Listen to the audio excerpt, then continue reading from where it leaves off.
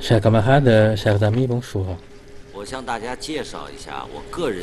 voudrais vous faire une présentation, je voudrais vous livrer quelques réflexions personnelles. Quand je fais des études sur la 13e partie dans ce rapport du 19e congrès, c'est d'appliquer de manière stricte la discipline au sein du parti tout en améliorant les capacités de gouvernance et de direction du parti. Dans ce rapport, nous avons décompté plus de 32 000 caractères. La 13e partie, c'est l'application stricte de la discipline au sein du parti et amélioration de capacité de gouvernance et de l'exercice de pouvoir du parti. Dans cette partie, nous pouvons décompter 4100 caractères qui représentent un huitième de l'ensemble du parti. Cela constitue une partie importante. Dans cette partie, il y a d'abord une préambule et puis 8 exigences. Chaque exigence constitue des engagements solennels de notre parti à la population chinoise. Et cela constitue également des jugements que nous avons faits devant notre peuple. Hier, nous avons clôturé la première session plénière du 19e comité central du PCC. Secrétaire général Xi Jinping a dit que nous devons rester toujours sur la voie de l'application stricte des disciplines au sein du parti. Il ne faut pas se relâcher. Nous allons continuer à éliminer tous les virus qui portent atteinte à la santé du Parti communiste chinois et il faut créer une atmosphère marquée par l'intégrité et par la propreté.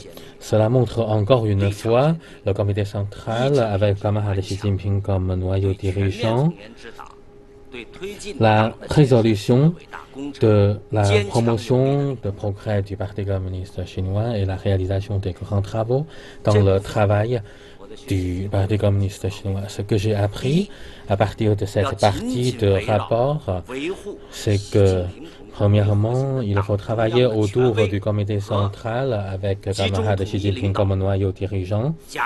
Il faut préserver son autorité, sa direction unie.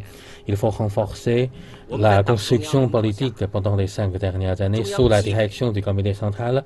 La commission de l'inspection disciplinaire a traité à partir de Li Chuncheng jusqu'à Sun Zhengcai 292 cadres gérés directement par le comité central. Tous ces éléments corrompus ont connu des problèmes politiques et de corruption économique. Donc, par conséquent, dans cette partie de rapport, on a mis que l'édification du parti, c'est la priorité pour la construction et le développement de notre parti. Cela demande tous les membres du parti d'avoir une ferme conscience, 4 fermes consciences. Il faut respecter les règles de conduite politique et il faut sauvegarder l'autorité du comité central de manière ferme. Et puis, deuxièmement, il faut appliquer les principes fixés par les 8 recommandations de manière consciencieuse et il faut améliorer notre manière de servir de manière continue. Pendant les 5 dernières années, nous avons traité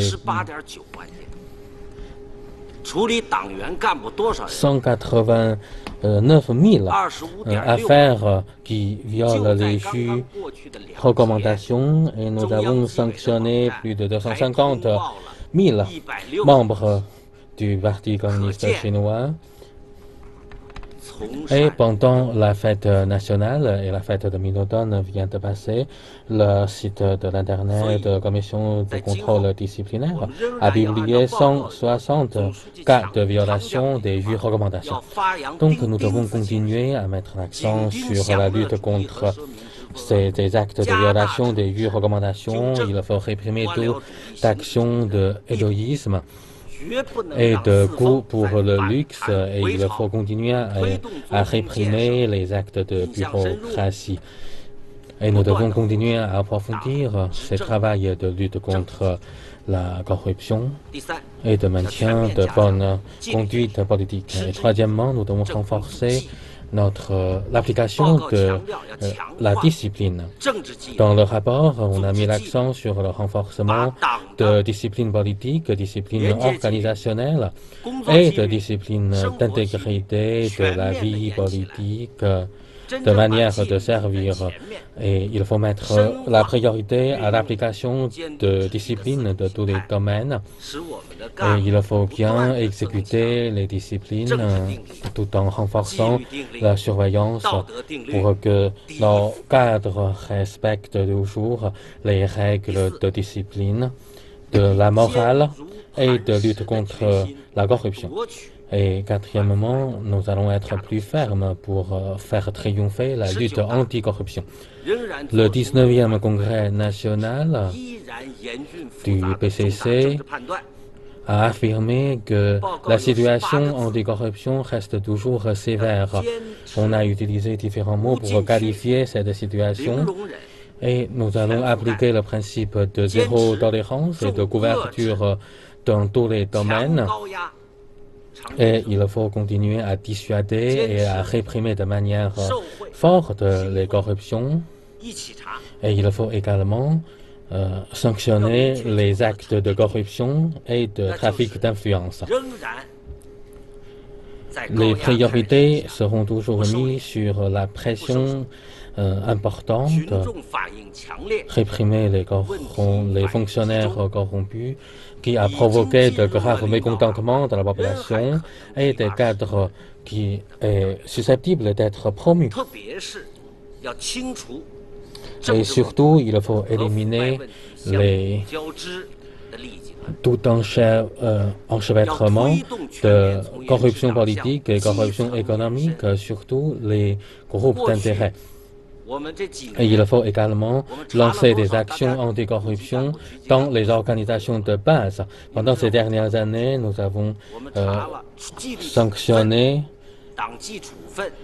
par la discipline plus de 63 000 fonctionnaires au niveau de chef de division et plus de 240 000 cadres au niveau de chef de service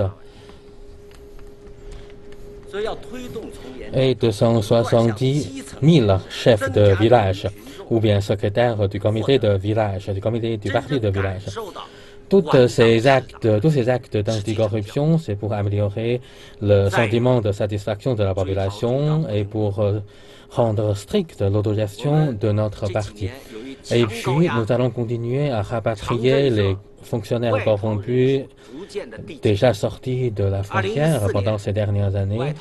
Surtout en 2014, les fonctionnaires de haut niveau, 101 fonctionnaires haut niveau sont sortis de la frontière. En 2015, c'est une trentaine de personnes.